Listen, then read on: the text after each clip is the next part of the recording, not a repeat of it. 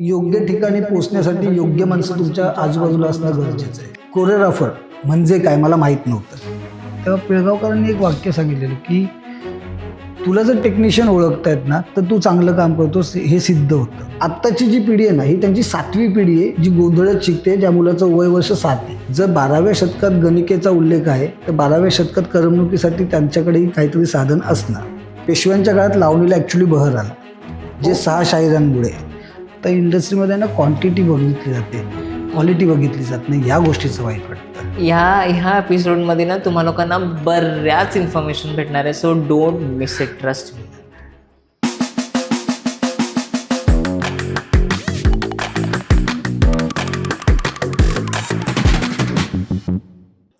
नमस्कार मंडळी, उप्स मराठी पॉडकास्टच्या नवीन एपिसोडमध्ये मी गंगा प्रेझेंटेड बाय इंकिस्तान.in सफरनामामध्ये तुमचं स्वागत करते.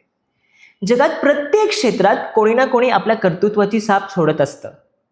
त्यात असे काही असतात जे आपल्या परिचयाचे असतात, पण त्यात असेही असतात त्यांचं कर्तृत्व तितकंच असतं पण ते फारसे कोणाच्या परिचयाचे नसतात. अशाच एका गेस्टशी आज आपण गप्पा मारणार आहोत, जिने डान्स क्षेत्रात जवळजवळ 3 पिढ्या पाहिल्या आहेत. स्वतःला उत्तम डान्सर, डान्स कोरिओग्राफर म्हणून सिद्ध केलंय, पण फार लोकांना त्यांच्याबद्दल माहीत नाही आहे. चला तर मग भेटूया संतोष सरांना. वेलकम संतोष दादा सफरनामामध्ये. थँक्यू. तर तुझं लहानपण लालबाग परळमध्ये गेलं आणि मग तिथून ही डान्सची ओढ कशी काय निर्माण झाली? डान्सची ओढ अशी नव्हती, पण कसं होतं माहिती आहे ना, लालबाग परळ आणि शिवडे हा जो विभाग आहे त्या विभागात त्यांना कल्चरल ॲक्टिव्हिटीज खूप असायच्या. बरं. म्हणजे तुमच्या सत्यनारायणाची पूजा, म्हणजे एक प्रत्येक काहीतरी फेस्टिवल असलं ना की मुलांचं नृत्य स्पर्धा, वक्तृत्व स्पर्धा, काहीतरी पडद्यावरचे चित्रपट, हे सगळं असायचं. त्यामुळे तो एक आहे ना या विभागातला एक माहोलच जो होता ना तो आपण बोलतो ना की कल्चरल पण सोशल खूप होतं. म्हणजे हे कल्चरल ॲक्टिव्हिटीज सगळ्यांना एकत्र आणायचं काम या विभागाने खूप केलं. तर तसं त्यावेळेला आम्हाला एक जोक सांगतो म्हणून स्टेजवर जा, मग तो एक जोक सांगा वगैरे, अशा त्या सवयी होत्या मी आणि माझा भाऊ. पण कला क्षेत्रात येण्यासाठी जो एक महत्त्वाचा आपण बोलतो ना turning point, okay, Datta Chalke म्हणून आमच्याच शेजारी राहणारा एक माझ्या भावाचा मित्र, ओके, त्याने आम्ही दोघं खेळत होतो, त्याने डायरेक्ट उचललं, गाडीवर बसवलं त्याच्या बाईकवर आणि आम्हाला शिरोडकर हायस्कूलला घेऊन गेला. शिरोडकर हायस्कूलला नेलं, आमचे हातपाय धुतले, धोतर घातलं, जॅकेट घातलं, डोक्यावर मावळा पगडी टाकली आणि काही 4-5 ॲक्शन दाखवल्या की हे तुम्हाला जाऊन करायचं आहे. ठीक आहे, आम्ही गेलो, दोघांनी केलं, तो संपलं. आणि तो जो हे होता बच्चे आम्ही वीर उद्याचा हा एक ॲक्ट होता, शिवाजींच्या राज्याभिषेक सोहळ्यातला एक ॲक्ट होता की बच्चे आम्ही वीर उद्याचे, बाळमुठीला बळवज्राचे, वारस वर्णीचे. त्या 4 लाईनी केल्या आणि ते कसं होतं, केल्याच्या नंतर एका कोपऱ्यात जाऊन उभं राहायचं, गाणं संपलं का मग आत यायचं. अख्ख्या शोमध्ये आम्ही आयुष्यात पहिल्यांदा स्टेजवर अशा पद्धतीत मी आणि माझा भाऊ चढलो. ओके. आणि ते एक बोलतात ना, मग आवडलं तो प्रकार आणि त्यांना एक ते आर्टिस्ट मिळाले की बाबा न घाबरता करतायत पोरं, म्हणून तोही आम्हाला प्रत्येक वेळेला त्या कार्यक्रमाला घेऊन जायला लागला. मग त्या माहोलमध्ये गेल्यानंतर भावाला वादकांना बघून भाऊ वादकांकडे अट्रॅक्ट झाला, डान्सरला बघून मी डान्सरकडे अट्रॅक्ट झालो. अशा पद्धतीने माझी ती सुरुवात झाली. मराठी पाऊल पडते पुढे, कलारंजना उदय साटम यांचा जो शो आहे त्या शोमध्ये मी कमर्शियल नाही बोलणार, पण आमच्या कला क्षेत्राची सुरुवात झाली. राईट. मग असं म्हणता येईल का की तुमच्या भावांवर सरस्वती मातेचा आशीर्वाद होता? सचिन दादा आता म्युझिशियन म्हणून काम करतात, तू डान्सर म्हणून. हां, तू म्हणजे बोलू शकतेस की सरस्वती मातेचा आशीर्वाद होता, पण मी इतक्या वर्षाच्या अनुभवाने मला एक गोष्ट कळाली की तुम्ही योग्य ठिकाणी पोचण्यासाठी योग्य माणसं तुमच्या आजूबाजूला असणं गरजेचं आहे. करेक्ट. जर योग्य माणसाने तुम्हाला योग्य ठिकाणी नेऊन ठेवलं ना, तुमच्या संस्कार तितकेच योग्य होतात आणि मग तुम्ही यशापासून लांब राहू शकत नाही. करेक्ट. मग तुमच्या दोघांना घरच्यांकडून कसा सपोर्ट होता? म्हणजे तुम्ही जेव्हा डिसाईड केलं दोघांनी? घरच्यांचा प्रचंड सपोर्ट होता. नाही, म्हणजे मी ज्या काळात लहानाचा मोठा झालो ना, ते आमच्या घरात सो कॉल्ड ते बर्डन नव्हतं की हे केलंच पाहिजे, अभ्यास झाला म्हणजे काठावर पास झालं तरी आई पेढे वाटायची, पोरगं पास झालं नापास झालं ठीक आहे, पुढच्या वेळेला हो. म्हणजे कसंच हा, प्रेशर नव्हतं. आणि त्याच्यात बरं आम्हाला ज्या वेळेला घेऊन गेले त्यावेळेला आमच्या घरच्यांना माहितीही नव्हतं. ओके. मी सांगितलं आम्हाला उचलला आणि घेऊन गेला. म्हणजे शेवटी चाळ संस्कृती त्याच्यामध्ये एकनाथ भांगरे, जिजाबाई भांगरेंचा मुलगा संतोष भांगरे, सचिन भांगरे, तो चाळकेंचाही मुलगा तोच असायचा. एवढं ते चाळ फॅमिलीमधली संस्कृती ती आपलीपणाने. म्हणजे मला आठवतं भूक लागली आणि माझ्या घरात जेवण चाललं नसेल, मी हक्काने बाजूच्या घरात जाऊन जेवतो. त्यामुळे ते सगळे एकत्रच होते. म्हणून त्याच हक्काने त्याने आम्हाला उचललं, घेऊन गेला. आमच्या घरातल्यांना यातलं काही माहीत नव्हतं. जेव्हा त्यांचा दुसरा शो होता तेव्हा घरी आला, चला रे जायचंय. बरं आईने फक्त कुठे एवढंच विचारलं. त्याच्यावर त्यांनी सांगितलं आम्ही कार्यक्रम करतो ना, त्या कार्यक्रमात त्या दोघांना आम्ही घेतलंय. बरं ठीक आहे, जा घेऊन. असं तो आईचा हे झाला. त्यानंतर त्यांचे कार्यक्रम करायला आमची सुरुवात झाली. आता त्यावेळेला वाद्यवृंद हे रात्री व्हायचे. त्यावेळेला आताप्रमाणे टाइम लिमिट नव्हतं. म्हणजे 10 वाजताच बंद करा असं नव्हतं. सगळं एखाद्या सत्यनारायणच्या पूजेला वाद्यवृंद ठेवण्यात आला का तो चालूच 10 नंतर व्हायचा. त्यामुळे तो संपेपर्यंत 11, 12, 1 असं टाईम व्हायचा. मग घरी यायला 2 वाजायचे. तर आता आम्ही त्यावेळेला लहान, म्हणजे मी हार्डली 8-9 वर्षाचा असेल आणि सचिन 5-6 वर्षाचा असेल. हां, तर रात्री उशिरा येतात, हे होतात. म्हणून माझ्या वडिलांचा ट्रान्सपोर्टचा बिझनेस. तर आमच्या वडिलांनी काय केलं की एक टेम्पो त्या वाद्यवृंदवाल्यांना दिला, तुम्हाला असे सामान न्यायला आणायला टेम्पो लागतो, तर माझाच टेम्पो घेऊन जात जा. म्हणजे काय होईल, तुमचं सगळं संपल्यानंतर माझी पोरं माझ्या टेम्पोत बसून घरी येईल. म्हणजे इतका सपोर्ट होता. म्हणजे घरच्यांचा तर होताच, अख्ख्या चाळीच्या सपोर्टनी पण आज तुम्ही ज्या स्तरावर पोहोचला ते त्यांचं योगदान असेल. तर तेव्हापासून तू अगदीच फोक डान्स हा तुझा एक आवडीचा प्रचंड आवडीचा ठरलाच. तर तेव्हाचं आणि आत्ताचं जे काही चालू आहे त्याच्यामध्ये काय डिफरन्स तुला जाणवतं या फोक डान्स कल्चरमध्ये? फरक आता एक साध्या सिंपल गोष्टीत सांगतो. मी त्या काळात होतो ज्या काळात वासुदेव दरवाजात यायचा. म्हणजे गुरुवार, शनिवार हे 2 दिवस तर कन्फर्म वासुदेव आम्हाला रोज सकाळी बघायला मिळायचंच. म्हणजे आमची सकाळच त्या वासुदेवांच्या गाण्यापासून व्हायची. म्हणजे आम्ही बघितले चाळीतही वासुदेव यायचे. बरं, त्या चाळीमध्ये अजून काही प्रकार होते. आता बऱ्याच लोकांना माहीत नसेल, गाढविणीचं दूध पाजलं जायचं लहान मुलांना. तो गाढविणवालाही यायचा, त्याची एक वेगळी गाणी असायची. त्यानंतर जे आता लोप पावत चाललेत कोकेवाले, त्यानंतर बिबं, सुया ह्या विकणाऱ्या बाया, त्यांचा तो आवाज, आणि तो अस्वलवाला, त्याचे ते तावीत, हे सगळे प्रकार, त्यांची ती गाण्याची शैली, त्यांचं ते ओरडणं, त्याच्यात एक लय होता. हे सगळंच लहानपणापासून आम्हाला मिळत गेलं. आणि बोलतात ना, जसं तुम्ही शारदेचा सरस्वतीचा हात होता, की आम्हाला कला क्षेत्रात एका वाद्यवृंदात तो चान्स मिळाला. मग तिथे गेल्यानंतर ना त्यावेळेला हेच कल्चर होतं. म्हणजे कार्यक्रमाची शाही साबळेंनी महाराष्ट्राची लोकधारा चालू केलेलं, त्यामुळे तोच पायंडा होता. त्यामुळे महाराष्ट्रातल्या सगळ्या फोक कल्चरचं प्रत्येक कार्यक्रमात समावेश असायचा. म्हणजे वयाच्या 7व्या वर्षी मला पांगुळ, पिंगळा, वासुदेव, शेतकरी, आंबा बाजला गो, त्याच्यानंतर गोंधळ, जोगतीन, हे सगळे 7व्या-8व्या वर्षातच प्रकार कळायला लागले. आणि हे तुम्हाला म्हणजे लाईव्ह एक्सपिरियन्स करता आलं होतं. पण आता जर का बघायला गेलं, सगळ्यांना युट्यूब हा फक्त एक माध्यम आहे सगळ्या गोष्टी शिकण्याचा. तर त्याच्या बाबतीत तू स्वतःला किती लकी समजतोस? बघ, टेक्नॉलॉजीचं बोलशील, यूट्यूब वगैरे तर ना, मी स्पष्ट या मताचा आहे की टेक्नॉलॉजीने लोकांना आळशी बनवलेलं आहे. म्हणजे आमच्या काळात जर आम्हाला वासुदेव काय हा प्रकार जाणून घ्यायचा असेल तर आम्हाला तो माणूस शोधावा लागायचा, त्याला भेटावं लागायचं. मग बाबा त्याच्याकडून ती माहिती घेण्यासाठी त्याच्याशी गोड बोला, त्याच्याशी मैत्री करा, हे सगळं होतं. आता एक क्लिक केलं की तुम्हाला वासुदेवाचं सगळं मिळतं. पण ते क्लिक करायचंही आळसा झाली लोकांना. म्हणजे आता मी जर बघितलं ना की एखादा काही कार्यक्रम करायचा आहे, तर तो आपण का करतोय, कशाला करतोय, त्याचं बॅकग्राऊंड काय, याच्यासाठी फक्त क्लिक करणं, ओके चलो डन हो गया. कोणी खोलात जात नाही, त्याची पार्श्वभूमी काय, त्याचं काय, हे कोणी बघत नाही. राईट. आणि आत्ता असा तो एक काळ आला ना, वेगवेगळे व्हेरियस प्रकारचे डान्स फॉर्म्स आलेत, तर लोकांना ना फोक आणि हा इंडियन कल्चर कुठेतरी ना असं बोरिंग हा कुठे वाटायला लागलाय. तर तुला काय वाटतंय ह्याबद्दल? नाही, मी थोडं अगेन्स्ट बोलेल. कारण जोपर्यंत वरातीत नाचणं, दहीहंडी आणि गणपतीला नाचणं आहे, तोपर्यंत फोक कधीच जाऊ शकत नाही. हां, कारण फोक हा लोककला आहे, जी लोकांनीच लोकांसाठी मनोरंजनासाठी बनवलेली आहे. करेक्ट. त्यामुळे जोपर्यंत लोक एन्जॉय करण्यासाठी डान्स करतात, तोपर्यंत लोककला ही कधीच संपणार नाही. आता जर आपण बोलतो की परंपरा आणि प्रांतवार, किंवा आपण बोलतो ना की एक जमात असते की वासुदेव, ओके. हे परंपरेनं पुढे त्यानं जाणं कुठेतरी थांबलेलं आहे. आज वासुदेवाचा मुलगा वासुदेव नाही होते, तो काहीतरी वेगळं शिकतोय. ती काळाची गरज आहे. पण त्या काळामध्ये असं होतं ना की पोतरा झाला ना का तो पोतराच बाप यायचा, त्यांच्या एका विधीनंतर त्याचा मुलगा पण त्या पोतराचा बरोबर राहायचा. ही परंपरा आम्ही बघितली पुढे पुढे जाताना.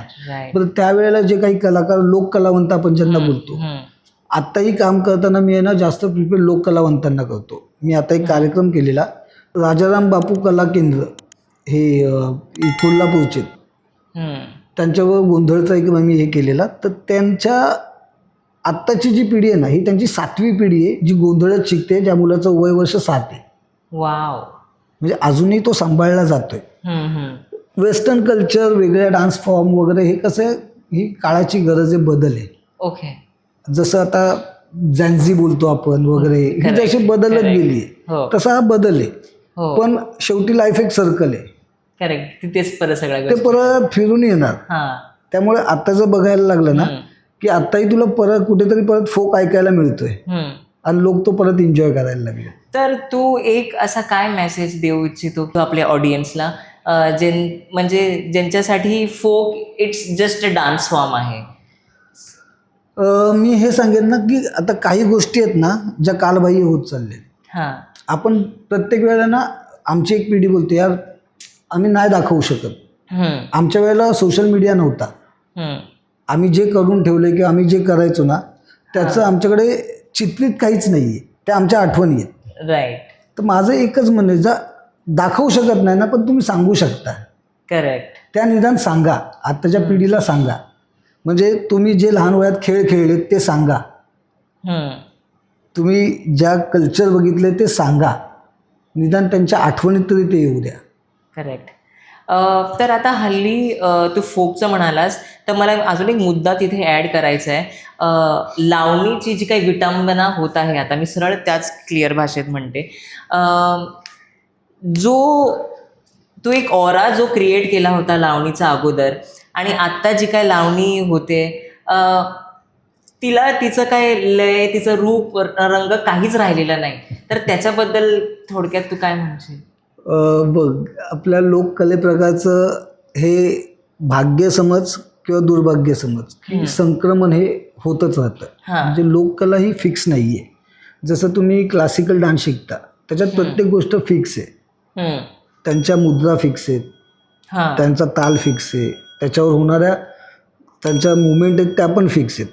तसं लोककलेचं नाही आहे. लोककला ही आहे ना पिढ्यानपिढ्या पुढे पुढे पुढे येत चाललेली आहे. म्हणजे जर माझ्या आजोबा काही लोककलावंत असेल, त्यांनी काही गाणी डफावर वाजवली असतील, तर त्यांच्या पुढच्या पिढीने आहे ना डफानंतर त्यांच्याकडे आलेलं एक वाद्य त्याच्यात ॲड केलं आहे. असं हे संक्रमण होत गेलेलं आहे. करेक्ट. लावणीचंही तसंच आहे. जर लावणीचा तुम्ही इतिहास बघितला ना, तर लावणीचा इतिहास तुम्हाला 16व्या शतकापासून दिसतो. त्याच्या आधीही लावणी आहे. म्हणजे जर आपण हे केलं तर प्रसिद्ध संत आहेत कान्होपात्रा. अच्छा. या एका गणिकेच्या मुली होत्या. आता गणिका म्हणजे काय, की ज्या वेळेला ती लोकांना करमणूक करून त्यांच्याकडून पैसे मिळवणं, ह्या गणिका, त्यांची मुलगी होती. ओके. आणि तिच्या आईने त्या गणिकेला पुन्हा त्याच क्षेत्रात आणायचं आणि तिला त्या क्षेत्रात जायचं नव्हतं, म्हणून तिने विठ्ठल भक्ती मार्ग पत्करला, तिची कान्होपात्रा झाली. ओके. जर 12व्या शतकात गणिकेचा उल्लेख आहे, तर 12व्या शतकात करमणुकीसाठी त्यांच्याकडेही काहीतरी साधन असणार. म्हणजे त्यावेळेला त्यांना त्या गोष्टीला लावणीच बोलत होते असं नाही आहे, किंवा ते वेगळंही काय असेल. पण लावणी ठळक झाली ही 16व्या शतकात. ओके. आणि तीही ठळक कशामुळे झाली, तर शाहिरांमुळे झाली.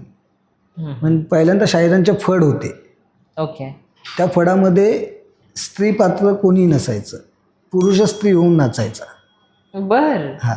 इंटरेस्टिंग. आणि शाहिरांच्या फड त्यांच्यातून नंतर हा जो 18व्या आणि 19व्या शतकाचा जो काळ आहे ना, 18ची समाप्ती आणि 19ची सुरुवात, त्यावेळेला नाट्य प्रकार खूप चालू झालेले. बालगंधर्व वगैरे यांनी हे केलेले. तर त्यातला फास्टचा हे घेऊन रंगबाजी आणि असं करून त्या काळात त्यांना नर्तिकेंचा समावेश व्हायला लागला. म्हणजे female character as a dancer म्हणून व्हायला लागल्या. तेव्हापासून तमाशा चालू झाला. तमाशामध्ये अधिकृत नर्तिका फिमेल व्हायला लागल्या. जर तुम्ही जुन्या लावण्या ऐकलात ना, तर तुम्हाला बऱ्याचशा लावण्या मेल व्हॉईसमध्ये मिळतील, कारण त्या शाहीरच गायच्या. म्हणजे जोडवं टचकल ही मेल व्हॉईसमध्येच आहे. बरं, राम जोशी जे ब्राह्मण कुटुंबातले होते, त्यांनी त्यांचा धर्मत्याग वगैरे सगळं करून ते शाहीर झाले. आणि त्यांनी राम जोशींच्या जर लावण्या तुम्हाला शोधता आल्या किंवा बघता आल्या ना, त्या माणसाने एवढ्या विषयावर लिहिले ना. त्याने एक लावणी लिहिली वांजबाईची, ज्या बाईला मूल होत नाही तिची व्यथा मांडली. हा, म्हणजे ज्या काळात स्त्रियांना उंबऱ्याच्या बाहेर येता येत नव्हतं ना, त्या काळात या शाहिरांनी त्या स्त्रियांच्या भावना लोकांपुढे आणल्या. लौकिक आणि अलौकिक. म्हणजे लौकिक काय की तुमच्या मनातल्या ज्या भावना आहेत त्या तुम्ही लोकांपुढे ज्या मांडता, त्या शब्दात रचून त्यांनी ह्या केल्या. पण त्या सुरुवातीच्या काळात त्यांना फक्त डफ, ढोलकी आणि तुंतुना याच्यात धुमाळी चालीमध्ये लावण्या व्हायच्या. लावणीला वेगळा काही आकार नव्हता. बरं, डफ, ढोलकी, तुंतुना का? कारण सगळ्या समुदायापुढे तेव्हा काय माईक सिस्टीम वगैरे नव्हती. त्यामुळे ही वाद्य उच्च सुराची वाद्य आहेत, जी विदाऊट माईक ऐकता यावी म्हणून त्या वाद्यांचा त्याच्यात समावेश झाला. आणि त्या काळात शास्त्रीय संगीतही होतं, म्हणून तिथे ना त्या शास्त्रीय संगीताच्या ज्या बैठका व्हायच्या किंवा जिथे कार्यक्रम व्हायचे तिथे तबला, सारंगी असे मृदू वाद्य असायची, जे त्या एका खोलीमध्ये लिमिटेड ऐकायला यावे लागायचे. आता अजून एक समज आहे बैठकीच्या लावण्या. आता बैठकीच्या लावण्या म्हणजे काय? तू काय सांगशील याचं उत्तर? बैठकीची लावणी म्हणजे काय? आता मला इतकं डीप नाही, पण जी बसून लावणी नाही, हे चुकीचं आहे. ओके. दुसऱ्या बाजीरावांच्या काळामध्ये होनाजी बाळा नावाचे शाहीर होते. म्हणजे पेशव्यांच्या काळात लावणीला ॲक्च्युली बहर आला, जे 6 शाहिरांमुळे. त्यातली काही नावं मला आठवते, जसं सगन भाऊ, आनंद फंदी, होनाजी बाळा, राम जोशी, अजून 2 नावात आठवत नाहीत मला ॲक्च्युली. 6 शाहीर होते ज्यांनी पेशवे काळामध्ये लावणीला खरं रूप बदललं. होनाजी बाळा पेशव्यांच्या आवडीचे शाहीर. ओके. तर आणि दुसरे बाजीराव पेशवा जे होते त्यांना शास्त्रीय संगीताची आवड होती. त्यांनी होनाजी बाळांना सांगितलं की याच्यामध्ये तुम्ही लावणी काही कन्वर्ट करू शकता का? तर होनाजी बाळांनी प्रॉपर शास्त्रीय संगीताचं शिक्षण घेतलं आणि त्यांनी त्या काळामध्ये लावण्यांमध्ये बदल घडवला. जो धुमाळी चालणाऱ्या ज्या लावण्या होत्या त्यांनी टप्पा, रागदारी अशा सगळ्या इतर तालांमध्ये, केरवा विरवा या तालांमध्ये त्या लावण्या बांधल्या आणि त्या लावण्या त्या पेशव्यांच्या बैठकीमध्ये त्यांनी सादर केल्या.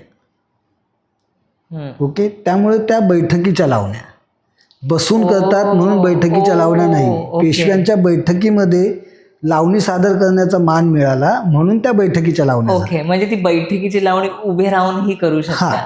ओके. असं कुठेही अट नाहीये. बैठकीची लावणी म्हटलं की तुम्ही बसूनच नाचावं. बैठकीच्या लावणीमध्ये तुमचे एक्सप्रेशन्स, हावभाव आणि अदाकारी हे जास्त प्रमाणात व्हायचं. करेक्ट. पण त्याला ही अट नव्हती की उभं राहून करा किंवा बसून करा. करेक्ट. कारण एक सिंपल गोष्ट, अजून त्याच्यानंतर बावनखनी नावाचा एक प्रकार होईल. माहिती आहे तुला बावनखनी काय? पुण्यामध्ये आहे ना, पेशव्यांच्याच काळात एक चाळ बांधली गेलेली. त्याचं कोणाचं होतं मी मला काही मी नावांच्या बाबतीत थोडासा इन्फॉर्मेशन मजा येते. तर त्या ज्या 2 चाळी होत्या ना, त्याला बावनखनी का बोलत होत्या? कारण त्याच्यामध्ये 52 खोल्या होत्या. ओके. ओके. म्हणजे खोल्या, भाग, खण असं त्या 52 खणी. आणि त्या 52 खणीमध्ये त्यावेळेच्या ज्या प्रसिद्ध कलावंतिनी होत्या ना, त्या तिकडे त्यांच्या लावण्या सादर करायच्या. म्हणजे प्रत्येक एक खोलीत एकेका खोलीमध्ये एक अशा 52 खोल्या होत्या म्हणून त्याला 52 खणी बोललं. ओके. 52 खणीमध्ये ह्या बैठकीच्या लावण्या फुलल्या गेल्या. जर तुम्ही प्रॉपर पिंजरा, चौफुला या इकडे गेलात ना, का तिकडे बैठकी होतात आजही. म्हणजे तो प्रकार कसा असतो, बैठक एक अमाऊंट ठरलेली असते की बाबा एक बैठक करायची 5,000 10,000 ही अमाऊंट. ती अमाऊंट द्यायची.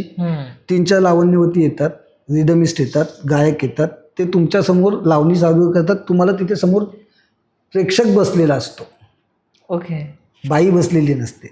ओके. म्हणजे समोर बसलेल्या बैठक मारून बसलेल्या लोकांपुढे सादर केलेली लावणी अच्छा. हा, तिथेही फडाची लावणी करतात, खडी लावणी करतात, बैठकीची लावणी, पुन्हा तेच बैठकीची लावणी. हाच प्रॉब्लेम होतो की बैठकीची लावणी म्हणजे बसून केलेली, तसं नाहीये. ओके. 4 लोकांची, म्हणजे एक आपण बोलतो ना प्रायव्हेट, 4 लोकांसाठी करेक्ट. तमाशाचा फड, पारावरचा तमाशा वगैरे हे जे प्रकार आहेत ना, ते जनसमुदायासमोर होतात. ओके. आणि 4 ते 6 किंवा 2, 1 अशा लोकांच्या बैठकीत सादर केली जाते ती बैठकीची लावणी. लावणी. हा, आता त्याच्यामध्ये त्यांचे 2 प्रकार असतात, एक ओली बैठक, एक सुकी बैठक. म्हणजे आजही तिकडे हे सांभाळलं जातं. जर तुम्हाला ओली बैठक हवी असेल, ओली बैठक म्हणजे काय की तुम्हाला त्याच्यात दारू पिण्यासाठी अलाउड असतं. आणि सुकी बैठक म्हणजे काय की तिथे तुम्ही कुठचंही मद्याचं प्राशन करू शकत नाही, फक्त या कलेचा आनंद घ्या आणि जा. ओके. आणि ही बैठक 1 तास ते 1.5 तास एवढीच असते. तेवढीच. हो. म्हणजे तुम्ही जे काय त्या बैठकीसाठी 5-10 हजार रुपये देता ते फक्त त्या 1 किंवा 1.5 तासासाठीच असतात. म्हणजे हा लावणीचा इतका गोडवा आहे, ती इतकी रॉयल आहे, पण आत्ताच्या ह्याच्यात ती म्हणजे कुठेच दिसत नाही.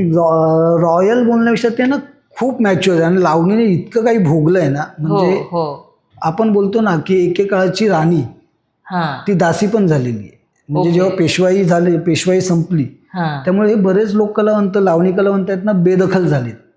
त्यांना पुढे काय करावं याचंही नव्हतं. मग जे फड निर्माण झाले ना, हे त्याच्यानंतर निर्माण झाले. म्हणजे आपण जे बोलतो ना, ट्रकमध्ये सगळ्या घेऊन फिरतात, गावोगावी तंबू टाकतात. आता मलाही काम नाही, तुलाही काम नाही, चल एकत्र येऊन काहीतरी करूया, हे प्रकार चालू झाले. आणि आजही जर तुम्ही तमाशा ओरिजिनल जे आपण काळूबाळू तमाशा वगैरे ऐकतो ना, तमाशाचे फड बघितले ना की तुम्हाला ती लावणी प्रचंड वेगळी दिसेल. ओके. आपण जी मुंबईत बघतो ती कमर्शियल लावणी, ती पारंपरिक लावणी नाहीये. म्हणजे आम्ही रियालिटी शोला करतो ना, म्हणजे मी या गोष्टीची मी काळजी घेतो. संक्रमण मी नेहमी बोलतो होत आलेले, लावणीचं रूप खुललं पाहिजे. त्यामुळे काय आहे ना की ज्या कलावंतिनी होत्या त्या काय शास्त्रशुद्ध डान्सर नव्हत्या. त्यांना तो फक्त कलाकार त्यांची कला सादर करून लोकांना करमणूक करणं एवढंच होतं. आपण इकडे ना 8 बीटमध्ये काउंट करतो.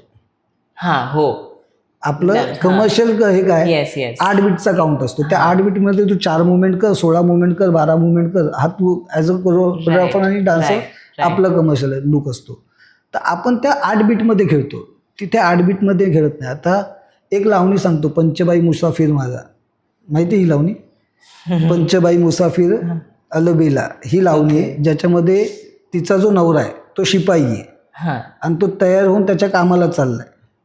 तर त्याच्या तयारी करण्याचं म्हणजे त्याच्या हातात भाला आहे, त्याने पोशाख घातलाय, तो घोड्यावर बसलाय. ही लावणी, तो त्याच्या हातात भाला कसा आहे, त्याने पोशाख कसा घातलाय, तो घोड्यावर कसा बसलाय, ही एक लावणी तू बिलीव्ह करशील 3-3, 4-4 तास चालते त्या बैठकीत, शोमध्ये, कार्यक्रमामध्ये. बैठक असं नाही बोलणार, पण जुन्या ज्या लावणी कलावंत आहेत त्यांच्या मी शकुताईंचं नाव घेईन, त्या आजही एक लावणी खेळवणं हा जो प्रकार आहे ना, तो प्रकार आहे. त्यानंतर आशुक माशुक, गोदेच्या काठी, ती वाटी घासण्याचे काही प्रकार होतात. तर आता ज्या लावणी डान्सेस आहेत आणि आता गणपती किंवा दहीहंडी असतं तेव्हा ज्या पद्धतीने ते मनोरंजन करतात, रिसेंटलीच तर I don't want to take तिचं जे पण नाव आहे ते, पण तिच्या डान्समधून जे काही हावभाव दाखवले गेले होते, हातवारे वगैरे, ते कितपत योग्य आहे? आणि मग एक रिसेंट माझ्याबरोबर एक रिसेंट इन्सिडेंट झाला होता. मला अजिबात पटलं नव्हतं त्या पद्धतीने जी नाचत होती, तिने नवारी घातली होती, केस मोकळे होते आणि उड्या मारत ते जे काय त्यांचं चालू होतं स्टेजवर. तर मी म्हटलं होतं निदान जे घातलंय ना त्याचे तरी रिस्पेक्ट करा. तर तिथून मला रिप्लाय आला की नवारीने काय ठेका घेतलाय का लावणीचा? म्हणजे हे कितपत योग्य आहे? मुळात नऊवारीने लावणीचा ठेका, लावणी ही आपलं पारंपरिक वेशभूषा आहे. जे लावणी करणाऱ्या कलावंतिनी नऊवारी घालतात. आपल्या घरातल्या जुन्या आजी आई ह्या पण नऊवारीच घालत होत्या. नऊवारी हा आपला पारंपरिक वेशभूषा आहे, जी कोणाची एकाची मक्तेदारी नाही. मराठी स्त्री म्हटली की नऊवारी हे डोळ्यासमोर येणारी गोष्ट आहे. करेक्ट. जर आत्तापासून तुम्ही एक 40-50 वर्ष मागे गेलात ना, तर तुम्हाला घरात नऊवारी साड्या घातलेल्याच बायका दिसत होत्या. आता कामाचा व्याप, या सगळ्यामध्ये गोल साड्या, पंजाबी ड्रेस हे शेवटी अपग्रेडेशन हे होत असतं. पण माझं तेच म्हणणं आहे की लावणी कलावंतीनी आहेत ना, पायाच्या नखापासून डोक्याच्या केसापर्यंत शृंगार आणि झाकलेले असतात, सजलेले असतात. अगदीच. बरोबर. आता तुम्ही लावणीच्या नावाखाली स्वतःला काय म्हणून विकताय, हा हा हा प्रत्येकाचा इंडिव्हिज्युअल चॉईस आहे. करेक्ट. आलं लक्षात. मला जर असं कोण बघत नाहीये हा. तर मी अशा पद्धतीने दिसणार, मी अशा पद्धतीने फेमस होणार. बघ मी तुला आहे ना याच्यातलं एक गोष्ट सांगतो की आम्ही जेव्हा सुरुवात केलेली ना तेव्हा आम्ही कला जगत होतो. आमच्याकडे त्यावेळेला पैसा मॅटर नव्हता. ॲब्सोल्युटली. म्हणजे हो. आम्हाला आठवतंय की जर आमच्या कार्यक्रमामध्ये 15 जण असतील ना तर आम्हाला माहिती आहे आम्हाला 15 कार्यक्रम फुकट करायचे. का? तू आता आमचे कलाकार मित्र आहेस, तुझ्या घरी काय फंक्शन असेल तर आम्ही तुझ्या घरी येऊन फुकट नाचायचो, आम्ही तुझ्या घरी येऊन फुकट वाजवायचो. अच्छा. तेव्हा पैशांचा एवढं हे नव्हतं, लोक पैशांसाठी काम करत नव्हते, तेव्हा कलेला महत्व होतं. म्हणून त्यावेळेला आमच्या वेळेला एक वाक्य होतं की घर विकून धंदे करणं. ओके. कारण आठवडाभर दौऱ्याला जातोय, आल्यानंतर हातात काय, काहीच नाही. आलं लक्षात. म्हणजे त्यावेळेला मी तुला सांगतो माझी सुरुवात जी झाली, मला पहिलं कमर्शियल पेमेंट 25 रुपये होतं. ओके. आलं लक्षात. 10 दिवस गेल्यानंतर 250 रुपये. ओके. 10 शोचा 250 पेमेंट. पण घरातूनही हे नव्हतं. आणि कसं व्हायचं, बाहेर चल आज आपण एकत्र खाऊया, तो फॅमिली होती. जे ग्रुप एकत्र असताना तो फॅमिली होती. फॅमिली आठवतं. म्हणजे आता ह्या गोष्टी खूप रेअर झाल्यात. मराठी बाउल पडते पुढेला ना आमचा एक मित्र होता सुनील उगले नावाचा. त्याचा ॲक्सिडेंट झालं, त्याचे दोन्ही पाय गेले. त्याला जेव्हा कळलं ना पाय गेले त्याचे, जिवंत होता, आम्हाला भेटला सगळ्यांना. मला म्हणजे मी लहान होतो तेव्हा मी हे बघितलं. पण दत्ता चाळके आणि हे जे भेटून आले ना, दत्ता बोला अरे मस्त आहे, त्यांनी थंब वगैरे केलं आणि छान वगैरे. आणि त्याला नंतर जेव्हा कळलं ना की त्याचे दोन्ही पाय काढले गेले, त्या धक्क्याने की आता मी नाचणार कसा किंवा आता माझं पुढे काय होणार, त्याने जीव सोडला. आणि त्याच्यानंतर त्याच्या फॅमिलीच्या मदतीसाठी किंवा त्याच्या आठवणीसाठी आम्ही दामोदरला एक कार्यक्रम केला ज्याच्यामध्ये सुनील शिवाजीचं कॅरेक्टर करायचं, शिवाजी महाराजांचं तो कॅरेक्टर करायचा. आणि ज्याने आमची सुरुवात झाली तोच शिवराज्याभिषेक, मराठी पाऊल पडते पुढे, हे टायटल सॉन्ग. मला तो क्षण अजूनही आठवतो गंगा, की सगळे परफॉर्म करत आहेत. आपण बोलतो ना कलाकारांना स्वतःचं असं हे नाही आहे, तुमचं दुःख तुमच्याकडे, तुम्हाला लोकांसमोर प्रेझेंट व्हायचं, स्टेजवर असताना सगळं छान चाललं आहे, कडक परफॉर्मन्स झाला. आणि इंटरव्हलला जो कर्तन पडल्यानंतर आहे ना, स्टेजवर प्रत्येक कलाकार, इवन जे भानू राजपूतांनी शिवाजीचं कॅरेक्टर केलं सुनील उगलेचं, तोही तिथे कोलॅप्स होऊन रडत होता. आणि सुनीलच्या आठवणीत आम्ही सगळे रडत होतो. ओके. हे प्रेम आणि ही आत्मीयता ना आता नाही राहिली. नाही, खरंच. आता काम खतम, दोस्ती खतम. हो हो. म्हणजे मी आहे ना आता हल्दीच्या डान्ससाठी एक नवीन म्हण काढली, नाचता येईना नाही, नाचता येईना पेमेंट किती. हल्दीच्या डान्सात असं झालं की आम्हाला त्यावेळेला ना काय शिकवलं की तुम्ही कामं करा. म्हणजे मी एका जुन्या माणसाची एक आठवण सांगतो. मेल्यानंतर तुम्ही पैसा किती कमवला हे विचारलं जात नाही, तुम्ही काम काय केलं ना याचा विचार होतो. आणि याचं उदाहरण म्हणजे जर आपले जुने कोण आर्टिस्ट एक्सपायर झाले ना, तर पुढचे 2 दिवस तुला त्यांच्याच टीव्हीवर पिक्चर बघावे लागतात. खरंय. हे त्यांनी केलेल्या कामाचं चीज आहे. म्हणून आम्हाला आयुष्यात हे शिकवलं गेलं की काम करत राहा. तुमच्या मागे काय नावं लागली जातात कामाची हे लोक विचारतात, पैसे नाही विचारत. आता लाईक तू म्हणालास की नाच नावे वॉडेवर ते होतं, पण आत्ताच्या ह्याच्यात म्हणजे तुझं टॅलेंट किती महत्त्वाचं आहे किंवा तुला किती डान्स करता येतो त्याच्या पलीकडे जाऊन तू किती सुंदर, ती कोणती व्यक्ती सुंदर दिसते, तिचं बॉडी स्ट्रक्चर काय आहे, और सगळ्यात महत्त्वाचं म्हणजे तिचे इन्स्टा फॉलोअर्स किती जास्त आहेत त्याच्या अकॉर्डिंगली तुला शो केलं जातं. म्हणजे कमी फॉलोअर्स असल्यावर म्हणजे ते कुठेच नाही. हे माझ्या बाबतीत झालं. हल्ली आहे ना हे टॅलेंटचं परिमाप बोलतो ना आपण, मोजमाप झाले टॅलेंटचं. तुम्हाला काय येतं याच्यापेक्षा तुमचे फॉलोअर किती हे सध्या गरजेचं झालेलं आहे.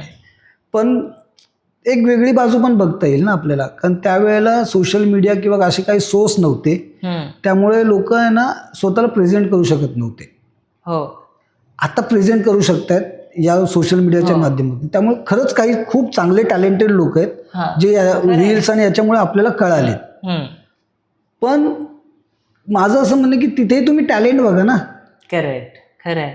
लिपसिंग करणं म्हणजे अभिनय नाहीये. आणि ते 30 सेकंडचा हा, 30 सेकंद म्हणजे हो. म्हणजे आता 30 सेकंदाचं बोललीस ना गंगा, मी तुला सांगतो की आम्ही अख्खा 3 तासाचा शो, 3 तासाच्या शो मध्ये जर 22 गाणी असतील तर त्यात 16 डान्स होते. हो 22 गाण्यांमध्ये 16 डान्स. हो बरं, तेही कसं झालं, वन्स मोर आला वन्स मोर घ्या, करायचं. हो परत आज जा, कपडे बदला, दुसऱ्या डान्सला तयार व्हा. हा आमचा स्टॅमिना आहे, हा होता, अजूनही आहे. बरोबर. हे आत्ताच्या मुलांना नाचवायला सांगा. नाही. हो पहिल्यांदा एक गाणं परफॉर्म व्हायचं, ते गाणं जितक्या मिनिटाचं असायचं ना तितक्या मिनिटाचं परफॉर्म व्हायचं. हो आता जर रियालिटी शो बघशील ना, 1.5 मिनिटं, 2 मिनिटं, 2.5 मिनिटं, याच्या पुढे असं या लोक डान्सरचा स्टॅमिनाच नाही, ते नाचतच नाही पुढे. मग हे 3-3 तासाचे शो काय करतील. आता ह्या रियालिटी शोवरूनच एक अचानक मला एक डोक्यात आलं की जेव्हा मी लहान होते तेव्हा मी तुला स्क्रीनवर पाहिलं होतं एकापेक्षा एक हा शो करताना, आणि तिथून ती इथपर्यंत तिची काय जर्नी होती, एकापेक्षा एक वॉज लाईक पहिल्यांदा जो मराठी ऑडियन्सला नाचायला वेळ लावला होता तो एकापेक्षा एक होता. बरोबर. आणि तू कोरिओग्राफर म्हणून काम करत होतास, तर ती काय एक फिलिंग होती तिच्यात. एकापेक्षा एक माझ्या लाईफमध्ये ना खूप वेगळ्या पद्धतीत आलं. म्हणजे त्यावेळेला तुला सांगू, ही अराउंड 2007ची गोष्ट. 2000 मध्ये ना, म्हणजे माझ्या आयुष्यातलं मी तुला सांगतो, कोरिओग्राफर म्हणजे काय मला माहीत नव्हतं. ओके. मराठी बॉल पडते पुढेला आम्ही डान्सर होतो, आम्ही नाचत होतो.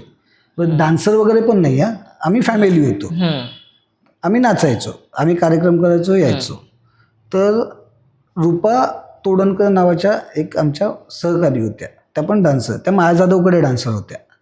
तर माया जाधवांचं एक काम होतं, त्या कामासाठी त्यांना काही मुलं डान्सर्स हवी होती. तर आम्ही 6 जण गेलेलो. आणि शेवटी ते आम्ही ज्या वातावरणात वाढलो ना, शांत बसणं हा प्रकारच नव्हता. नाचणं, बस नाचो, आम्ही नाचायला आलो, आम्हाला नाचो.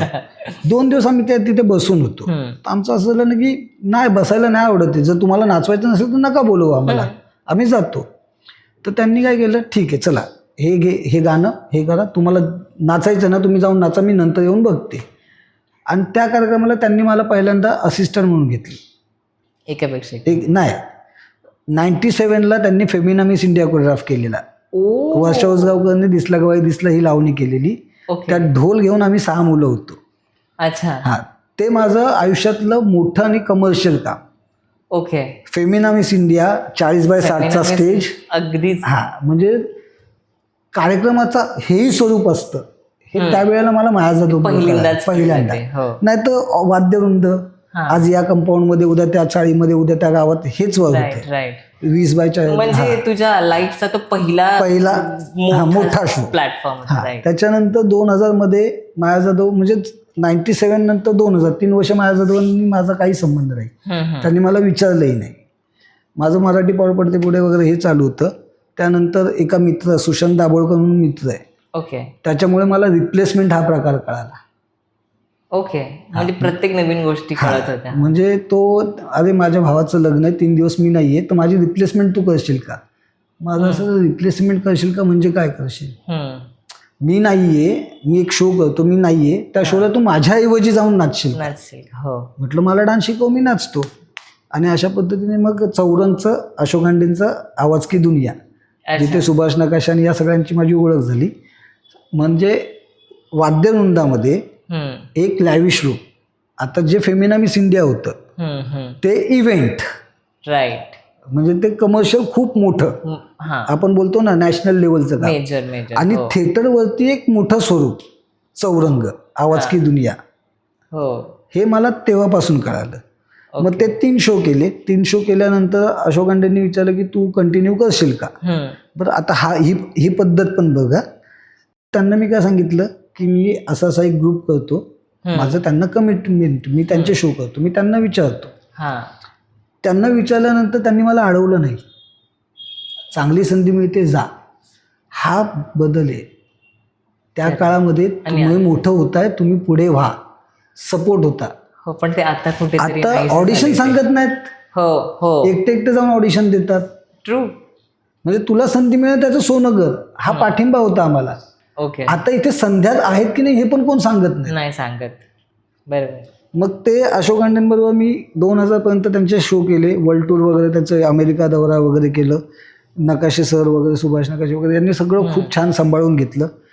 तिथे मला कमर्शियल प्रकार कळाला. ओके. म्हणजे की तुम्ही काम करता त्याचा मोबदला, त्याचे पैसे, हो. हे जे कमर्शियलाइज रूप आहे ना, हे मला तिथे कळालं. मग 2000ला पुन्हा माया जाधवांनी मला येऊन भेटल्या आणि तेव्हा माझं एक वेगळं विश्व चालू झालं VCDचं, हा. Video album, Kunal music, Sumit, Venus, या सगळ्या. आणि तेव्हा ते मेजर ट्रेंडिंग वर येते ते. म्हणजे एक इंडस्ट्री होती ती अख्खी. खरंय. हो. तर ते माझं 2004 पर्यंत ते काम चालू होतं.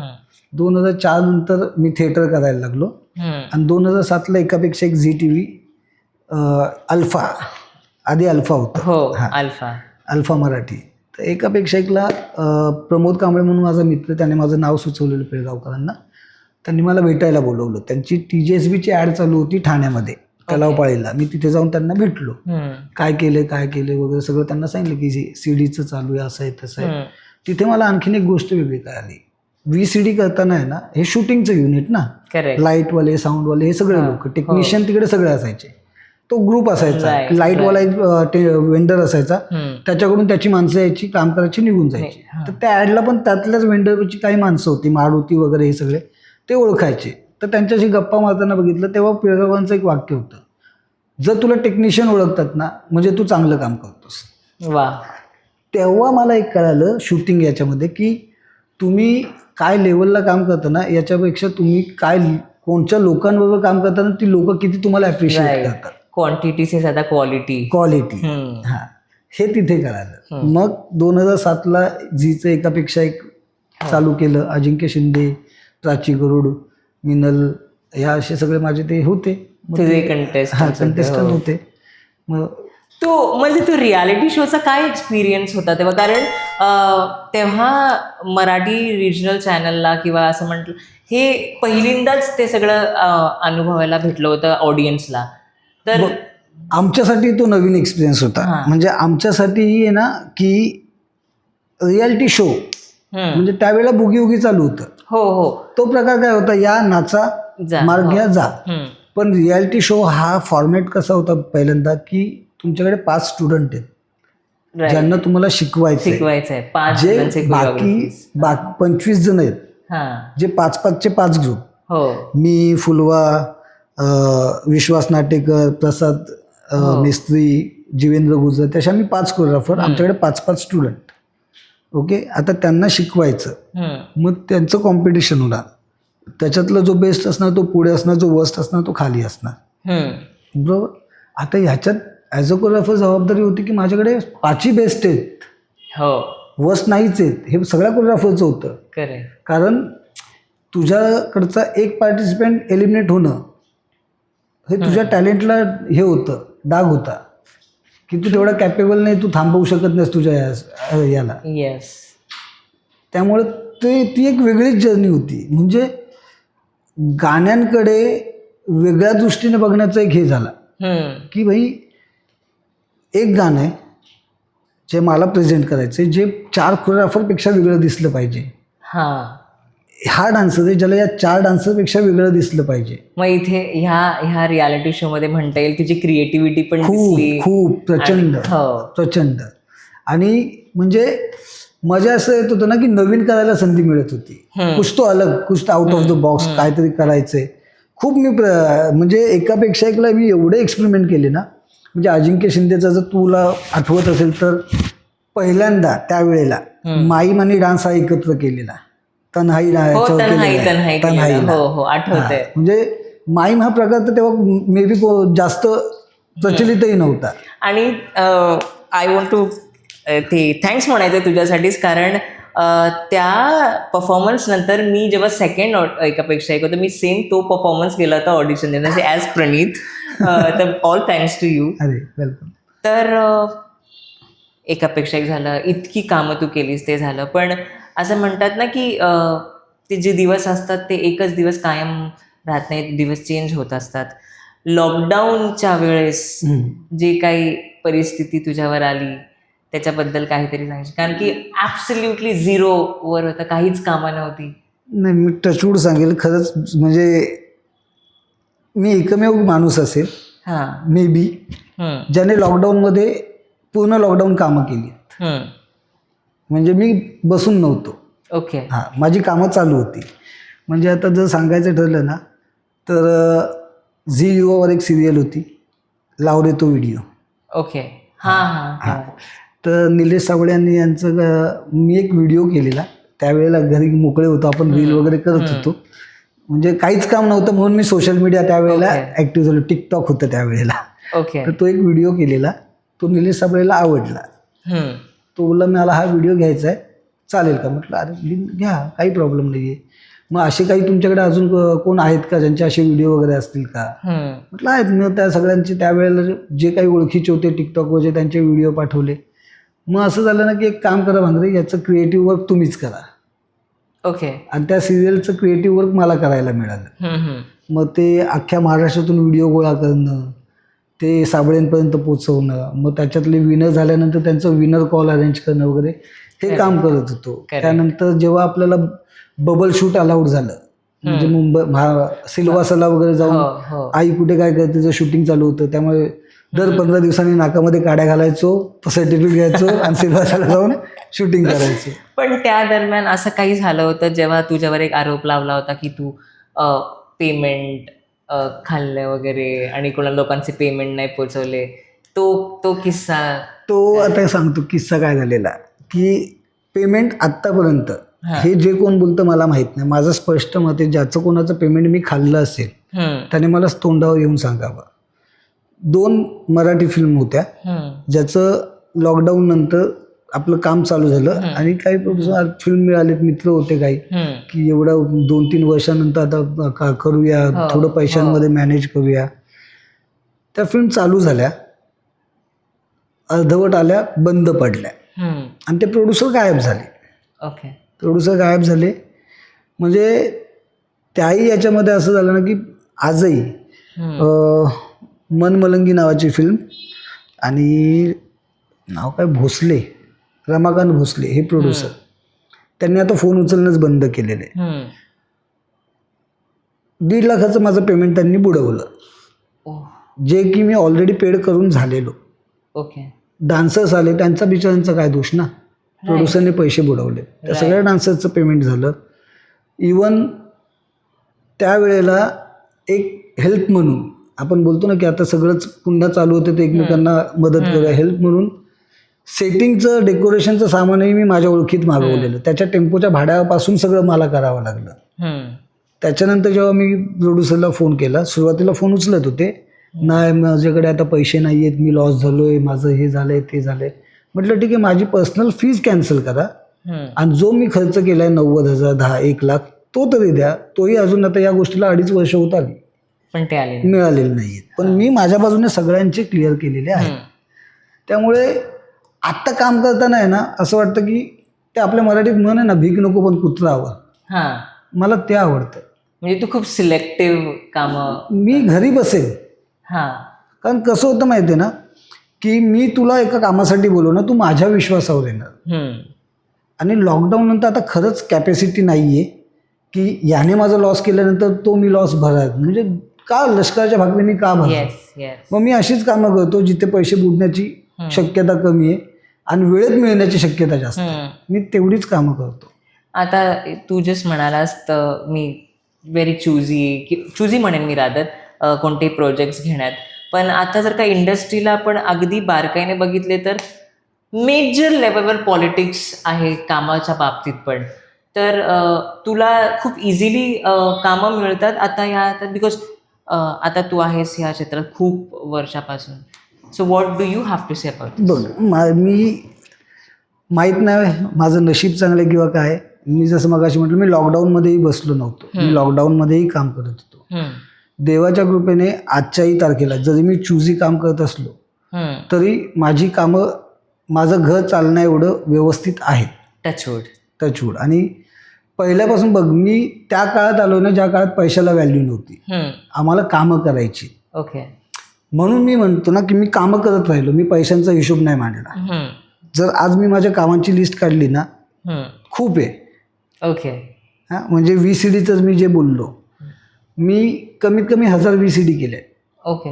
कुणाल, सुमित यांच्या, मायाजवान यांच्याबरोबर जवळजवळ 1001 VCD केल्या. आता तू विचार कर, 1000 VCD, एका VCD मध्ये 10 गाणी, म्हणजे 1000 गाणी किती झाली? 10,000 गाणी कोरिओग्राफ हे करून झाले. थिएटरला माझे 8 शो चालू होते. म्हणजे आपण बोलतो ना, जर तुम्ही राजयोग भोगताय तर तुम्हाला गरिबी पण भोगायची. ट्रू. हां, म्हणजे ज्या वेळेला मी थिएटर करत होतो ना, त्यावेळेला एक पॅटर्न होता थिएटरचा की तुम्हाला फिक्स अमाऊंट नाही मिळायची. तुम्हाला एक काम करायची, टोकन अमाऊंट मिळायची आणि तुमचं पाकिट भरलं जायचं. राईट. 2004 ते 2007, 8, 9 याच्यात जे मी थिएटर केलं, त्या थिएटरला माझे 7 ते 8 शो चालू होते. लावणीचे 16,000 देखणी, इश्का चिंगळी, नृत्याची बिजली कडाडली, लावण्यरंग, पुरुषांचा ढंग, महाराष्ट्राचा मी मराठी. आणि या शोचं मी शोला जावो किंवा नको जावो, शो झाला की माझं 1,500-1,500चं पाकिट फिक्स असायचं, जे दर महिन्याचं माझ्या घरी यायचं. राईट. त्यामुळे तो वेळ असा होता ना की ज्या वेळेत माझं शूटिंगचं काम, त्याचे पैसे, इव्हेंटचे पैसे आणि थिएटरमधून येणारं हे इन्कम, राईट, पैशाची काही कमतरता नव्हती. आणि माझ्या आई वडिलांनी आहे ना कधीच मला पैशाच्या मागे धावायला लावलेलं नाही आहे. त्यामुळे कामं करायची. मला शेवटी बघ, तू 2 लाख कमवले तरी भाजी चपातीच खाणार आहे, तू 200 रुपये कमवले तरी भाजी चपातीच खाणार आहे. राईट. तुझ्या चपातीला सोन्याचं पाणी लागत नाही 2 लाख कमवल्यामुळे. राईट. खरंय. तर खायचं तेच तर मग समाधानी राहायचं. आत्ताच्या ह्या संतोषला जर का आपण पास्टमध्ये घेऊन गेलो आणि एक कोणती तरी गोष्ट फिक्स करायला सांगितली, जी म्हणजे तेव्हा काही चुकीतून कोणती गोष्ट राहिली असेल ती फिक्स करायसाठी, तर ती कोणती गोष्ट असू शकते? मला एक नेहमी खंत आहे, माझं डान्सर म्हणून लाईफ खूप छोटं राहिलं. अच्छा, म्हणजे ते म्हणजे मी डान्सर म्हणून जो एन्जॉय करायचा असतो ना, किंवा डान्सर म्हणून जो स्ट्रगल करायचा असतो तो खूप कमी भोगला. मला डान्सर म्हणून जगायला परत आवडेल. तर आपण परत त्या संतोषला मागे घेऊयात आणि परत तो आय होपफुली तुझ्या ड्रीम्समधून तरी तू डान्स करशील त्या सगळ्या गोष्टी. नाही, आता बघ कसं आहे ना गंगा, की त्या वेळेत मी काम केलं ज्या वेळेला प्लॅटफॉर्म खूप कमी होते. खूप कमी होते, म्हणजे दूरदर्शन आणि बाकीच्या चॅनलची सुरुवात होती. त्यामुळे एक दूरदर्शन, थिएटर एवढंच प्लॅटफॉर्म अवेलेबल होते. त्यामुळे ना आमचं एक स्ट्रगल होतं की आहे ना जागा जाता कामा नये. ओके. हो. त्यासाठी नाचणं, त्यासाठी बेस्ट देणं, त्यासाठी तुम्ही किती चांगल्यात हे प्रत्येक कार्यक्रमात, म्हणजे तुझा पहिला कार्यक्रमही तेवढ्याच ताकदीचा आणि त्याच्यानंतरचा 10वा कार्यक्रमही तेवढ्याच ताकदीने द्यायला पाहिजे. जरा लूज झालं ना की लगेच तुमची जागा हलायची. त्या जागेवर दुसरा डान्सर जो बेस्ट असायचा तो तिकडे येऊन उभा राहायचा. ओके. त्यामुळे आम्हाला आमची जागा टिकवणं हे खूप गरजेचं होतं. त्यामुळे ते बेस्ट देत राहणं आम्हाला गरजेचं होतं. आता ह्या सगळ्या ह्याच्यामध्ये प्रॉब्लेम काय झाला माहिती ना, हल्ली प्लॅटफॉर्म खूप वाढलेत. कॉम्पिटिशन पण. हो, कॉम्पिटिशन नाहीच आहे. मी बोलेल कॉम्पिटिशनच नाही आहे. ओके. का माहिती आहे ना, कारण त्यावेळेला सपोज दूरदर्शनचा एक कार्यक्रम आहे, त्यासाठी आम्ही 6 कोरिओग्राफर भांडत होतो. आता 40 चॅनल आहेत, 40 कार्यक्रम आहेत आणि 10च कोरिओग्राफर आहेत. मी ऑफिशियल कोरिओग्राफर बोलतो. ऑफिशियल स्वयंघोषित कोरिओग्राफर आहेत ज्यांना डान्समधला डही कळत नाही. ते ह्याला त्याला मदतीला घेऊनही कार्यक्रम करतायत. China product. आणि आम्ही ओल्ड स्कूलवाले आहोत. आमच्यासाठी इव्हेंट, फिल्म वगैरे काही असेल ना, आम्ही प्युअर डान्सिंगवाले आहोत. मी जेवढे रियालिटी शो केले, तुझं माझा प्रवास बघशील ना, तर मी कुठच्याच रियालिटी शोला प्रॉपर्टी हा प्रकारच वापरला नाही. आठवते. हो. मी प्रॉपर्टीवर बेस कोरिओग्राफी कधी करत नाही. गाण्याला जर गरजेची असेल तर नाहीतर आता काय झालं माहिती आहे ना, गाणं कुठचंही असू दे, 16 डान्सर येतात, ते हार्ट घेतात, फुलं घेतात, हालतात, निघून जातात. आम्ही प्युअर डान्सिंगवाली माणसं आहोत. आम्हाला आमच्या काळात गाणं ऐकायला शिकवलं, गाणं वाचायला शिकवलं, म्हणजे आजही मी जेव्हा एखादं फिल्मचं गाणं करत असेल किंवा कुठचं गाणं करत असेल ना, मी आजही ते गाणं ऐकून हाताने लिहितो. To understand. कारण काय माहिती ना, लिहिताना तो शब्द कळतो, त्या गीतकाराने तो शब्द का लिहिलाय, त्याचा अर्थ काय, तिथे वाजलेलं म्युझिक, त्या म्युझिक डिरेक्टरने त्या अर्थाला काय मुलामा दिलाय वाव. ते कळतं. वाव. त्यामुळे त्या गाण्याचं म्हणणं काय हे समजतं. आणि माझं एक सिंपल म्हणणं आहे की गीतकार एक मूर्ती बनवतो, संगीतकार ती सजवतो, त्या मूर्तीला जिवंत करायचं काम हे कोरिओग्राफरचं आहे. येस. जर तुम्हाला त्या मूर्तीची भावनाच माहीत नाही आहे, त्या मूर्तीचं रूपच माहीत नाही आहे, तर तुम्ही ती जिवंत कशी करा. हल्ली ते झालं आहे की गाणं वाचतं, जे वाचतं त्याच्यावर चारच्या मुवमेंट होतात आणि गाण्याचा आशय असतो तो कळतही नाही लोकांना. राईट. म्हणजे आता हे जे काही डिस्कशन झालं ना, मे बी माझ्या आतमध्ये कुठे जो कोरिओग्राफर असेल ना, त्याच्यासाठी इतकं इन्फॉर्मेटिव्ह हे होतं ना, तर इन्फॉर्मेशन. मी तुला एक गाणं सांगतो, तू ते गाणं ऐकलं असशील, तुझ्या प्रीतीचा इंचू मला चावला. हो हो. हा, त्यातलं दुसरं कडवं आहे अजय अतुलने केलेलं. सांदी कोपऱ्यात उभा एकला कधीचा, लाज नकाशाची परवा न कुणाची. बरोबर. हे कडवं चालू व्हायच्या आधी आहे ना, त्या 2 लाईनी प्लॅनेटवर जशाच्या तशा वाजलेल्या. ओके. हां.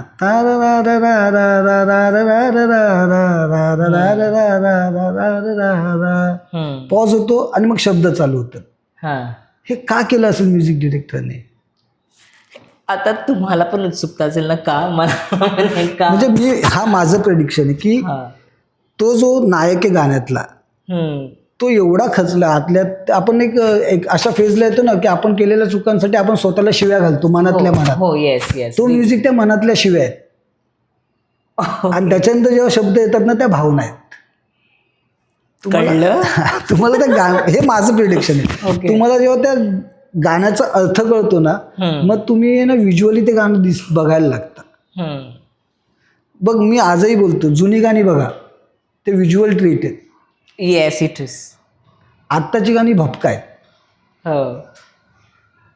सो तुला जर का एक सुपर पॉवर दिली देवाने आणि आत्ताच्या काळातले चेंजेस करायला सांगितले, नाही, सिरियसली नाही, मला ती सुपर पॉवर नको आहे. नाही पण दिलीच तर. जसं आपण एक इमॅजिन करू, जसं आता म्हणतात ते भपका गाणी आहेत वगैरे, असे 5 चेंजेस जर का तुला दिलेत करायला, तर ते 5 मेजर चेंजेस तू काय करशील डान्स क्षेत्रात आणि कोरिओग्राफी वाईज सगळं, जे तुला तुझ्या नजरेतून ते खटकतायत गोष्टी, तुला नाही पटत आहेत आणि त्या गोष्टी तुला चेंज करायच्या, अशा 5 कोणत्या गोष्टी?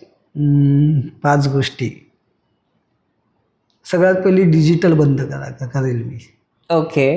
का सांगतो? कारण मी ज्या वेळेला फिल्म केल्या तेव्हा रील होते, कोडॅकचे रील डबे, जे डबे महाग मिळायचे आणि ते वेस्ट झालं खूप मुश्किल असायचं. म्हणजे वेस्ट गेलं की प्रोड्युसरचं प्रचंड नुकसान व्हायचं. त्यामुळे एक शॉट शूट करायच्या आधी 1000 रिहर्सल व्हायच्या. जोपर्यंत परफेक्ट शॉट नाही तयार व्हायचा ना, तोपर्यंत शूट नाही व्हायचं. I agree.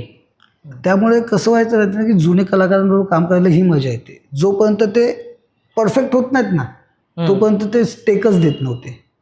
आता डिजिटल कार्ड आल्यामुळे काय होतं माहिती आहे, 32 GB डेटा होतो, ज्याच्यामध्ये 40 रिटेक असतात. हो. आणि एवढं सगळं केल्यानंतर परत काय ऐकायला मिळतं, ठीक आहे चल ऑडियन्स का रिएक्शन डाल देंगे. ओके. So one change. त्यामुळे मला डिजिटल हा जो प्रकार ना, मला पर्सनली नाही आवडत. ओके. कारण त्यामुळे ना लोकांचं परफेक्शन आणि बोलतो ना की आपण एक काय बोलतायत तो शब्द, पर्टिक्युलर राहणं जे आहे ना की आपल्या कामाला घेऊन, ते खूप कमी झालं. डेडिकेशन खूप कमी झाले की चल नाही आधी लाव ना त्याचं, नाहीतर हे टाक ना, एवढं म्हणजे खूप कॅज्युअली झाले. आर्टिस्ट असं कसं बोलू शकतात? म्हणजे आम्ही बघितलंय रिहर्सल, जुन्या आर्टिस्टला मी आता नावं नाही घेत, पण रिहर्सल जोपर्यंत त्यांना स्वतःचं सर्टिफिकेट नाही थांब टेक नको लावूस, हे बघ कसं वाटतंय, हे बघ कसं वाटतंय. त्या 10 रिहर्सलमध्ये 10 व्हरायटी येऊन डिरेक्टर एका याच्यावर येऊन थांबायचा नाही, हे परफेक्ट आहे, हे आम्हाला हवं आहे. मग त्याच्या परत 5 फायनल रिहर्सल व्हायच्या, नंतर कॅमेरा रोल व्हायचा. आता टेक चालू व्हायच्या आधी 20 मिनिटं कॅमेरा चालू असतो, टेक झाल्यावर 10 मिनिटं पण कॅमेरा चालू आता असतो. काय होते, जर का त्या पर्टिक्युलर आर्टिस्टला ती कोरिओग्राफी दाखवायची असेल की मोबाईलवरून सेंड करावी लागते व्हिडिओ की कोरिओग्राफी ही आहे करून. मी सिरियसली सांगतो, मी करत नाही. Okay okay, second change. हां, मी कुठच्याही आर्टिस्टला व्हिडिओ पाठवतो, बघून कर, नाही. तुम्ही आणि नाचा. या आणि नाचा. मला आहे ना, आता मी जी गोष्ट सांगते, हिंदी मराठी हा फरक अजिबात करायचा नाही. मी कधी तो केलाही नाही. माझ्यासाठी काम आहे. मग ते हिंदीचं असू दे, मराठीचं असू दे, बंगालीचं असू दे, नाही तर अजून कुठच्या लँग्वेजचं असू दे, माझं काम नाचवणं, मी नाचवतो. हवं उद्याच्या वेळेला आहे ना, मी कोरिओग्राफ करत होतो.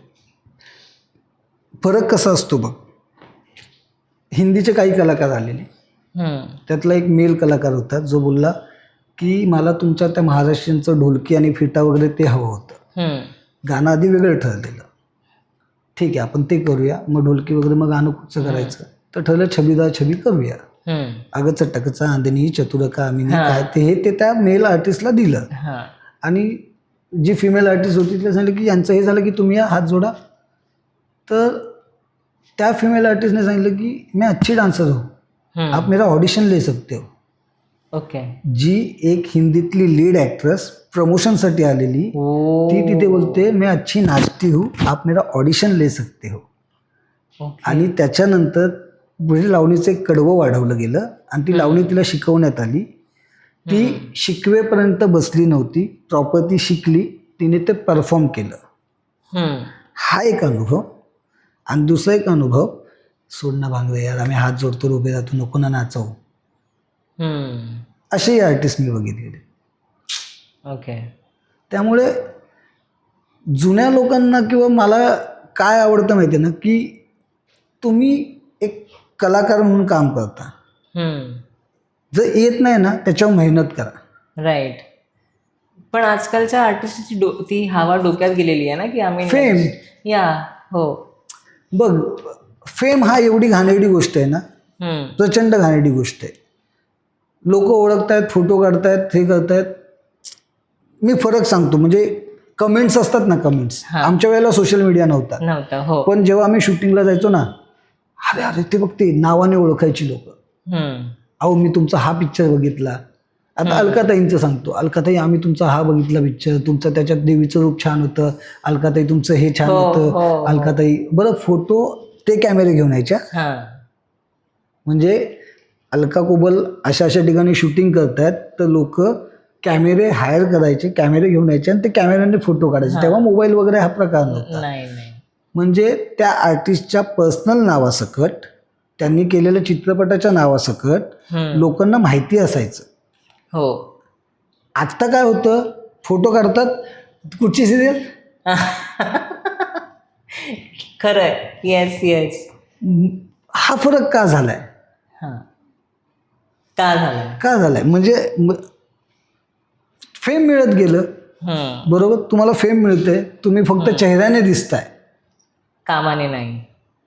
येस. आहेत आजही खूप कलाकार आहेत ज्यांना त्यांच्या कामामुळे लक्षात ठेवले जाते. पण सगळ्या कलाकारांना अशी इच्छा का होत नाही की आम्ही कामाने लक्षात राहिलो पाहिजे? शॉर्टकट.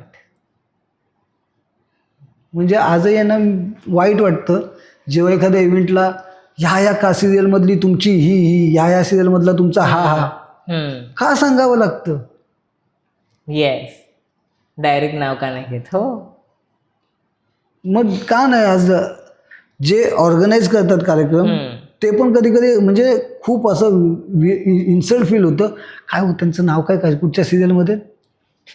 अरे बापरे. हो, हे पण बघितलंय आम्ही. चल, तर हा सेकंड चेंज म्हणता येईल. एक तर तुझा डिजिटल झाला, सेकंड इज हार्डवर्क जे आहे पाहिजेच. थर्ड, मी डान्सर्सची मेंटॅलिटी बदलू इच्छिते. ओके. कारण काय माहिती आहे ना की हल्लीचे डान्सर्स आहेत ना, आत्ता एक कार्यक्रमाच्या रिहर्सलचं सांगतो, डान्सर्स सांगतात समोरून 2 तास रिहर्सल बंद झाली ना. म्हणजे कोरिओग्राफरची व्हॅल्यूच नाही. कोरिओग्राफरची व्हॅल्यू नाही, त्यांना मेहनतच नाही करायची. आम्ही 10 ते 10 रिहर्सल करायचो. याचा अर्थ असं नाही की सगळ्यांनीच करा, करेक्ट. पण त्या 10 ते 10 रिहर्सल का असायची? तो ॲक्ट परफेक्ट होण्यासाठी, तो ॲक्ट हे होण्यासाठी, म्हणजे आता जर मी बोललो ना की माझे डान्सर्स, आज त्या लोकांना आहे ना त्या रिहर्सलचा फायदा एवढा होतो की ते सिंक असतात, काय होते आणि काय नाही ते. हो. ते सिंक असतात, ते बघतात आणि ग्रास करतात. आत्ताच्या डान्सर्सला एक मुवमेंट 10 वेळा दाखवली तरी ते चुकीचेच करतात, कारण यांना फॉलो करायची सवय झालेली, सवय झाली. हो. जे की खूप वाईट आहे हल्लीच्या डान्सर्सचं. म्हणजे काय कशाला रिहर्सल, शोच्या आधी येऊया, करूया काहीतरी आणि मग परफॉर्म करून निघून जाऊया. अशा परफॉर्मन्सची क्वालिटी पण राहत नाही ना, आणि ह्याचं नुकसान डान्सरलाच होतंय. हो. कारण पहिले जर इव्हेंट बघशील ना तर तुला ॲक्ट दिसायचा. आता मध्ये नाचणाऱ्या हिरोईनचे फक्त क्लोज दिसतात, डान्सर्स दिसत नाही. हो. का दिसत नाहीत? कारण तुम्ही दिसतच नाही आहात, तुमचं कामच दिसत नाहीये. जे काम दिसतच नाहीये ते का दाखवतील? ट्रू. मगाशी तू जे बोलली की तुला नाव घ्यायचं नाहीये, ती दिसते.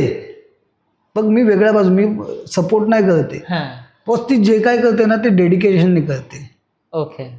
त्याच्यात तिची मेहनत आहे, तिचा घाम गाळला जातो त्यात. ओके. ती नुसती उभी राहिली असते तर कोणी अप्रिशिएट केलं असतं का? राईट. ती त्या मेहनतीने करते. करेक्ट. तिच्या मागच्या पोरींबद्दल का नाही कोण बोलत? मागे पण 10 पोरी उभ्या असतात ना, मग त्यांच्याबद्दल का नाही कोण बोलत? आपण मगासपासून तू वेगवेगळ्या कल्चर्स बद्दल सांगत होतास, in terms of music, instrument, dance, आणि आत्ताच्या ह्या सगळ्या गोष्टीवर खूप साऱ्या चेंजेस होत चालले आहेत. So what do you have to say? बघ मी आत्ता एक गोष्ट सांगितलं की आता काही गोष्टी आहेत ना खूप इझी अवेलेबल आहेत. जे इझी अवेलेबल असतं ना त्याच्याकडे लक्ष नसतं, कारण ते इझी अवेलेबल असतं, ते आपण कधीही बघू शकतो. हो. त्याचं एक छोटं एक्झाम्पल, जसं माझे पप्पा म्युझिशियन होते, तर मी जेव्हा त्यांच्या ऑर्केस्ट्राला अगोदर जायचे तेव्हा इतका मोठा मॉप असायचा स्टेजवर, म्हणजे इथे वेगळे सगळे इन्स्ट्रुमेंटवाले सगळे असायचे. आणि आता रेकॉर्डेड हे ट्रॅक लावतात आणि हे होतं कॅरिओकेवर.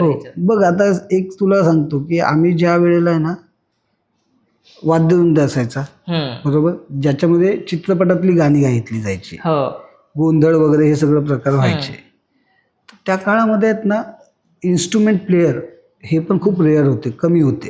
आलं लक्षात? म्हणजे ढोलकी वाजवणारा तर तो ढोलकीपट्टूच असायचा, बाकी इन्स्ट्रुमेंट वाजवायचा, पण त्याने त्या ढोलकीमध्ये त्याचं नाव कमवलेलं असायचं. ओके. तर त्यावेळेला आहेत ना आम्हाला काही इन्स्ट्रुमेंट जे असायचे ना ते ऐकायला खूप कमी मिळायचे, जसं डिंबडी, संबळ, चोणकं. ह्या गोष्टी आहेत ना वाजवणारेच कमी होते, त्यामुळे ते ऐकायला कमी मिळायचे. आता डिजिटली आहे ना ह्या सगळ्या गोष्टी तुम्हाला ऐकायला मिळत आहेत, पण तुम्हाला त्या गोष्टींबद्दल माहिती आहे का? म्हणजे मी अगदी प्रांजळपणे छातीठोकपणे सांगेल की आमच्या ओल्ड स्कूलमध्ये आम्हाला जे नॉलेज मिळाले ना हे आत्ता अजिबात नाही. आता मला तू सांग, घनवाद्य म्हणजे काय? अवनद वाद्य म्हणजे काय? सुशीर वाद्य म्हणजे काय? तंतुवाद्य म्हणजे काय? आता अवनद वाद्य हा प्रकार काय माहिती तुला? तालवाद्य आपण ज्याला बोलतो ना, तालवाद्य, की ज्या वाद्यांचा एकमेकांवर आदळून ध्वनी क्रिएट होतो, ती घनवाद्य. म्हणजे लाकूडला लाकूड. म्हणजे मग त्यात टिपऱ्या आल्या, तुझे टाळ आले, तुझे घुंगरू आले. ओके. सुशील वाद्य म्हणजे काय? सुशील अकॉर्डिंग म्हणजे जे सौम्य असेल. नाही. ज्या वाद्यांना फूक वाजवलं जातं, फुंकर मारून वाजवलं जातं, मग ती तुतारी झाली, बासरी झाली, क्लॅनेट झालं, सेक्सोफोन झाला, ही सगळी सुशील वाद्य. ते सुशील. तंतुवाद्य म्हणजे काय? Okay, wait, let me just guess. एकमेकांना आदळून म्युझिक होते, एक फूक वाजून म्युझिक होते, आणि दुसरी तंतुवाद्य, जे हाताने म्युझिक क्रिएट होते. नाही. ज्या वाद्यांना तारा बांधून त्या तारा छेडून स्ट्रिंग्स आपण बोलतो ना, गिटार, तुझा तुंतुना, या सगळ्या गोष्टी. आणि आता अवनद वाद्य म्हणजे काय? Any guesses? फुंकर झाली, अधून झालं, तार झालं, अजून काय इन्स्ट्रुमेंट असतात? वेट नाही गिवा. ज्या वाद्यांना एखादा पडदा लावला जातो, मग तो पडदा कसलाही असेल, हा चर्मवाद्य, हा हा आणि त्याच्यावर आपण ध्वनी होतो, येस. हे अवनद वाद्य. वाद्यांचे हे इतके प्रकार, म्हणजे हे विभाग आहेत, त्या विभागामध्ये अनेक वाद्य आहेत. हे जे बेसिक जेव्हा तुमचं मजबूत होतं ना, तेव्हा तुम्हाला मजा येते. संतोष दादा, आजच्या या गप्पांमध्ये मला ऑडियन्सचं तर माहिती जेव्हा ते एपिसोड बघतील तेव्हा, पण मला खरंच आज इतकी इन्फॉर्मेशन मिळाली प्रत्येक म्हणजे फोक कल्चरची, इन्स्ट्रुमेंटची. खरंच माझ्यासाठी हा खूप फ्रुटफुल एपिसोड होता असं मी म्हणेन.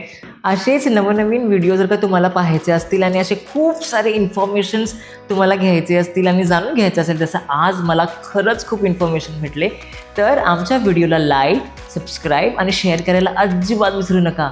And bell icon, like I always say. सफरनामाची जी कोरिओग्राफर्स आणि डान्सरची सिरीज जर का तुम्हाला आवडली असेल तर प्लीज आम्हाला खाली कमेंट सेक्शनमध्ये नक्की कळवा. यूट्यूब चॅनल उप्स मराठी याला नक्की सबस्क्राईब करा. उप्स मराठी चॅनलवर सफरनामा हा जो पॉडकास्ट आहे, आत्ताचा हे पॉडकास्ट तुम्हाला नक्कीच आवडला असेल तर कमेंट करा, लाईक करा, शेअर करा. आणि अजून असे आणखीन पॉडकास्ट येणार आहेत आणि याआधी 2 पॉडकास्ट झालेले आहेत, तर नक्की जाऊन ते बघा आणि त्याबद्दलही काय वाटतं ते सांगा.